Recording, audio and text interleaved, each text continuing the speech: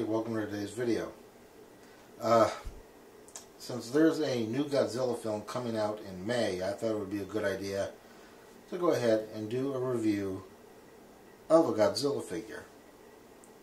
Now, this one is based on the 1962 film King Kong vs. Godzilla, which was released here in the States in 1963. Now, one of the things with this figure is that it was actually kind of hard to come by. This particular figure is only available in Japan. You can only buy it in Japan. And in order to buy it in Japan, I believe you actually can only buy it at the Bandai Museum. And that's why this particular figure comes from the Bandai Museum collection, because it can only be purchased, from what I understand, at the Bandai Museum. So before we take a look at the figure, let's take a look at the packaging. Now, as you can see, it looks like a poppy package, where on most figures you'd have to rip the plastic off of the cardboard backing, and that's not the case with this packaging. All you have to simply do is you take it and you actually slide the cardboard backing off.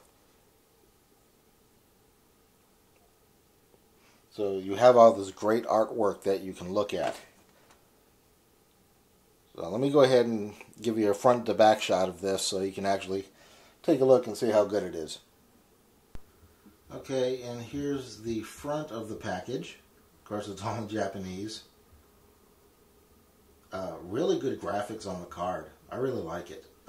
Sorry about the light shine on there, but my camera requires a lot of light in order to really get decent video.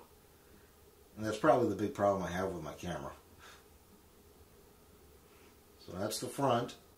And here is the back. Same artwork, it's just in black and white. Again, sorry about the light glare. Everything's in Japanese. And of course, as you can see, the little warning on the left side. It says, for sale, only in Japan. But I was lucky, I found this on eBay. One guy was selling one for $200, another guy was selling one for $80. So it's a little obvious which one I went with. $15 shipping. So altogether it cost me about $95. And here's the figure itself. Now this, of course, is based on the 1962 Godzilla suit, which is probably my favorite. My second favorite would probably be the suit worn in The Return of Godzilla. This is a very solid figure. I actually have to say that this can probably go toe-to-toe with the stuff that X Plus puts out, and at only a fraction of the cost. I mean, if you just look at the detail in this particular figure. Now, I'm going to post a few high-definition photos at the end of the video to really show off the detail. But let me go ahead and zoom in on his dorsal spines so you can really take a look at it. Just look at the incredible detail that they put into this.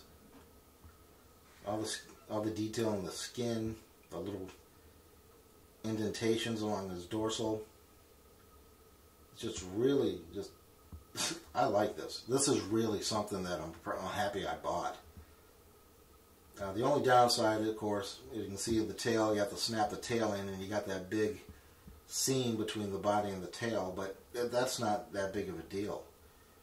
I mean, just really look at the detail in this figure. I'm definitely happy that I waited 2 weeks for it to ship from Japan.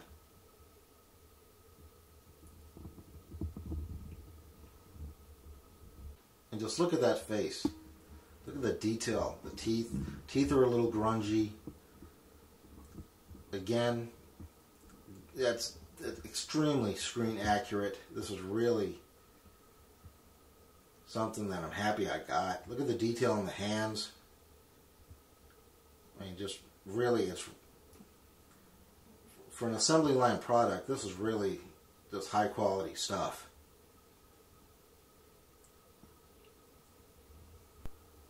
And finally, we'll take a quick look at the tail. Every little detail, every little... I'm just really happy with this figure. This is like the only Godzilla figure that I really have. Kind of zoom in on, go down to the feet here. I think Bandai Museum really outdid themselves with this particular piece. If you're an avid Godzilla fan, you're definitely going to want to try and look for this one, because it is definitely worth picking up.